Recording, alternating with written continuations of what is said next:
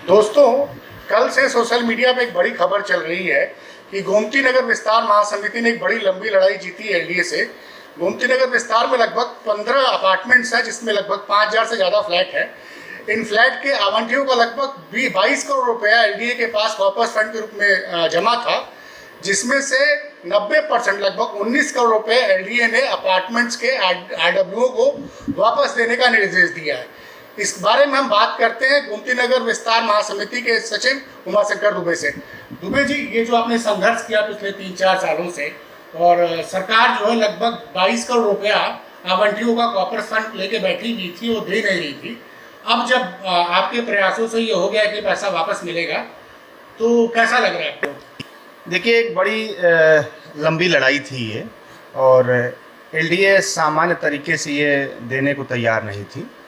कई पत्र व्यवहार हुए और लगभग 5 से 6 सालों से लड़ाई चल रही थी। 6 सालों से चल रही थी। और आपको जान के आश्चर्य होगा, हम क्योंकि जिस ग्रीनवुड में रहते हैं, पूरे मामले को लेकर के हम रेरा गए थे। रेरा से हमारे पक्ष में फैसला हुआ था। एलडीए तब भी कुछ करने को तैयार नहीं था। उसके बाद हम ट्रिब्यूनल गए, ट्रिब्यूनल से भी हम जीते।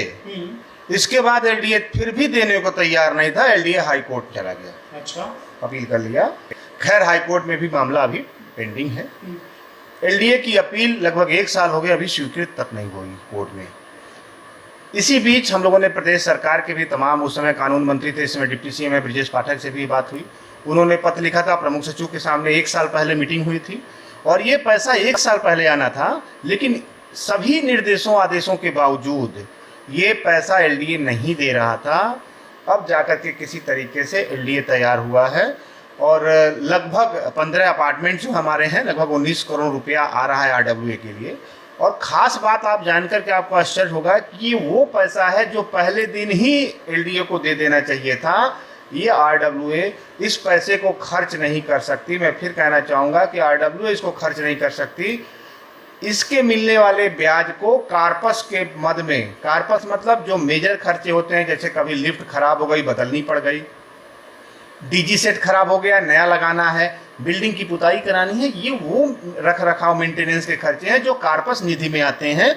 अभी तो सबसे बड़ा सवाल ये है कि अभी ये हमारा वो पैसा मिल रहा है 10% कटौती के बावजूद भी। ठीक है, एक बड़ी सफलता है और ये 5 सालों की एक संघर्ष कह सकते हैं कि लड़ाई हमें सफलता मिली है, लेकिन अभी हमको 10% और मिलना है। इसके अलावा बहुत से अभी रजिस्ट्रियाँ हो रही हैं, उनके कार्पस और मेंटेनेंस फंड हमें वापस मिल रहे हैं। और सबसे बड़ी बात, चूँकि मेंटेनेंस के पैसे से ही हम रख रखाव करते हैं, तो हमारा इन वर्षों में जो कार्पस फंड एलडीए में पड़ा था, अब हम अगली लड़ाई उसकी लड़ेंगे और उस मेंटेनेंस के जो हमारे कार्पस के जो ब्याज हैं, हम उसकी मांग 10 सालों में अगर 20 करोड़ 21 करोड़ का अगर ब्याज माना जाए और सेविंग अकाउंट का भी ब्याज हम मान लेते हैं, तो 4% भी ब्याज माने, तो मतलब लगभग ये 30 करोड़ के करीब लगभग हो गया होगा। लेकिन एलडीए सिर्फ आप लोग को 19 करोड़ ही दे रहा है, तो 12 करोड़ रुपए अभी भी एलडीए के पास आपका है। अभी भी है, 12 करोड़ से अधिक होगा। चूंकि अगर हम चक्रवृद्धि ब्याज की बात करें और हम अगर एफडी का रेट करें तो और ज़्यादा होगा, लेकिन अगर हम सेविंग की ही बात करते हैं तो भी कम से कम 12 से 15 करोड़ रुपए हमारा ये ब्याज है इन वर्षों का। उस ब्याज की हम डिमांड करेंगे। अच्छा, ये एक अपार्टमेंट में एक आवंटी का लगभग 50,000 रुपये कॉर्पस फंड है, तो उस हिसाब से जितने फ्लैट हैं, मतलब अगर किसी अपार्टमेंट में 200 फ्लैट हैं तो कितना पैसा मिलेगा? जिन अपार्टमेंटों में जितने फ्लैट्स हैं, जैसे सबसे अधिक अपार्टमेंट जो अलकनंदा अपार्टमेंट में है, उसमें 700 कुछ फ्लैट्स हैं, उनका 3 करोड़ से ऊपर का आया है। एच ब्लॉक जो सबसे छोटा है 1 टावर का है। ग्रीनवुड आईजे ब्लॉक 2 टावर के हैं। ऐसे किस्म जितने जितने फ्लैट्स हैं, जितने आवंटियों ने पैसा दिए थे कार्पस निधि में, उसमें 10% कटौती करते जितना एलडीए के पास अभी जमा है, उसकी उन्होंने कॉस्टिंग निकाली है। वो पैसा अभी वो दे रहे हैं, लेकिन अभी हमारे बहुत से पैसे फंसे हुए हैं। सबसे बड़ी खास बात यह है कि एक बड़ी चुनौती थी, एक बड़ी लड़ाई हम कह सकते हैं, सभी आवंटियों की महासमिति की एक बड़ी लड़ाई थी जिसमें हमें सफलता मिली है। लेकिन ये सफलता तो अभी शुरुआत है, अभी लड़ाई बाकी है। कारण क्या है कि वो ब्याज आसानी से एलडीए नहीं देने वाला है, उसके लिए भी ज़रूरत पड़ेगी तो हम कोर्ट के दरवाज़ा खटखटाएंगे। तो उमाशंकर दुबे जी ने एक साबित कर दिया ये बात कि अगर लोग संगठित होकर अपनी बात करें और ये हर जगह गए, मतलब रेरा गए, हाई कोर्ट गए, ट्रिब्यूनल गए, तो इन लोगों ने काफ़ी पैसा खर्चा किया। अब आज की सरकारों को देखिए कि पिछले 10-12 सालों से लगभग 20-22 करोड़ रुपए इनका पड़ा हुआ है, जो नियम कानून के तहत इनको 10 साल पहले ही मिल जाना चाहिए, अभी तक नहीं मिला। फिर भी लोग लड़ाई जीते। इस मतलब एक ये अच्छा उदाहरण गोमती नगर विस्तार महासमिति ने दिया है कि लोग संगठित होकर इन्होंने लड़ाई लड़ी, अपना पैसा खर्चा किया और आज इनको सफलता मिली। उम्मीद है कि आगे भी आप लोग इस तरह की लड़ाई लड़ते रहेंगे और विस्तार जो है लखनऊ की सबसे बड़ी एरिया सबसे अच्छी एरिया साबित होगी। बिल्कुल यही हमारी कोशिश है। अभी तो ये कार्पस की लड़ाई है, इसके पास बहुत से बुकलेट में वादे किए थे, स्विमिंग पूल देंगे, क्लब हाउस देंगे, इसके अलावा पीएनजी के नाम पर तमाम भ्रष्टाचार है।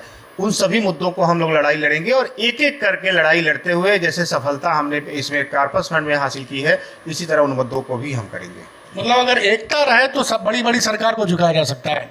देखिए, एकता का उदाहरण था, आपको याद होगा लगभग 1 साल पहले जब 88 गांव गोमती नगर विस्तार सहित नगर निगम में आया था और हाउस टैक्स लेना नगर निगम ने शुरू कर दिया था।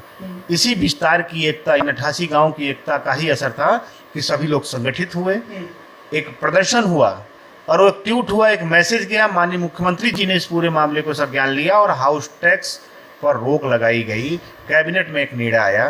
तो कहीं न कहीं अगर हम नियमों कानूनों को हम जानकारी रखेंगे और उसके तहत अगर हम अपनी लड़ाई लड़ेंगे तो सफलता बिल्कुल मिलेगी और हम लोग उसी दिशा में प्रयास कर रहे हैं। उम्मीद है लखनऊ के क्षेत्र के लोग भी एकजुट होकर लखनऊ, मतलब ये जो गोमती नगर विस्तार महासमिति से प्रेरणा लेके एकजुट होकर भी लड़ाई लड़े, ताकि सरकार और एलडीओ और नगर निगम से जो वाजिब चीजें हों वो करा सके।